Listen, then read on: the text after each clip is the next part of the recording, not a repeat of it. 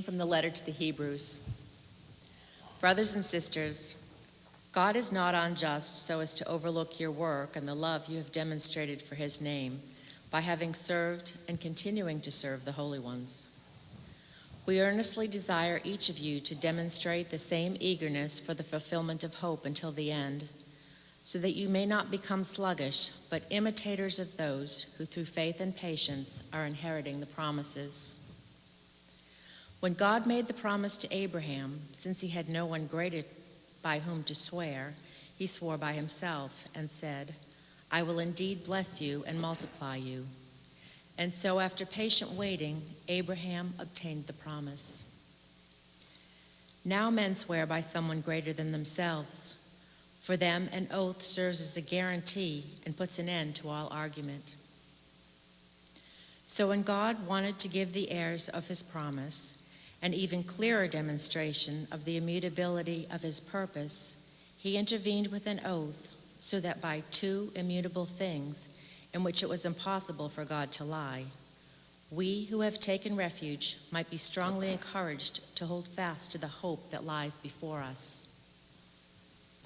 This we have as an anchor of the soul, sure and firm, which reaches into the interior behind the veil, where Jesus has entered on our behalf as forerunner, becoming high priest forever, according to the order of Melchizedek. The word of the Lord. Thanks be to God. The responsorial psalm. The Lord will remember his covenant forever. The Lord will remember his covenant forever. I will give thanks to the Lord with all my heart in the company and assembly of the just. Great are the works of the Lord, exquisite in all their delights. God will remember his covenant forever. He has won renown for his wondrous deeds. Gracious and merciful is the Lord. He has given food to those who fear him. He will forever be mindful of his covenant. The Lord will remember his covenant forever. He has sent deliverance to his people. He has ratified his covenant forever. Holy and awesome is his name. His praise endures forever.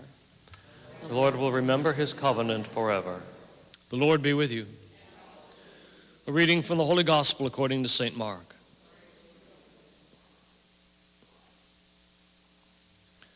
As Jesus was passing through a field of grain on the Sabbath, his disciples began to make a path while picking the heads of grain.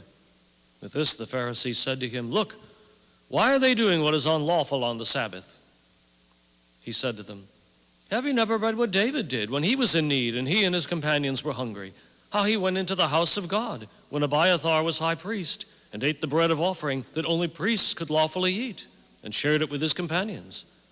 Then he said to them, The Sabbath was made for man, not man for the Sabbath. That is why the Son of Man is Lord even over the Sabbath. The Gospel of the Lord.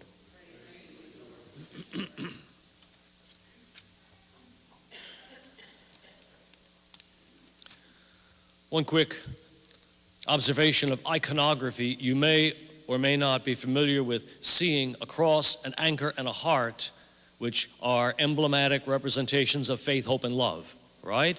This passage from the letter to the Hebrews today is why the anchor represents hope, because as we're told, that hope is an anchor of the soul, sure and firm, which reaches into the interior beyond the veil, where Jesus has entered on our behalf. So there's our hope. There's our hope. Now, it's interesting to me that the author of the letter to the Hebrews lives in such a radically different world from what we live in, because he said that an oath serves as a guarantee and puts an end to all argument. Well, isn't that nice? These days, we've got notary publics and official seals and witnesses and lawyers.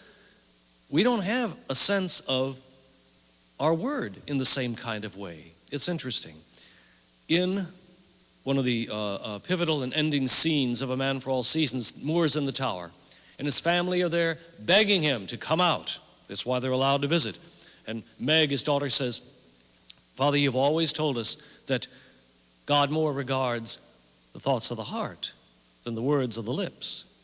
She says, then say the words of the oath, but in your heart think otherwise.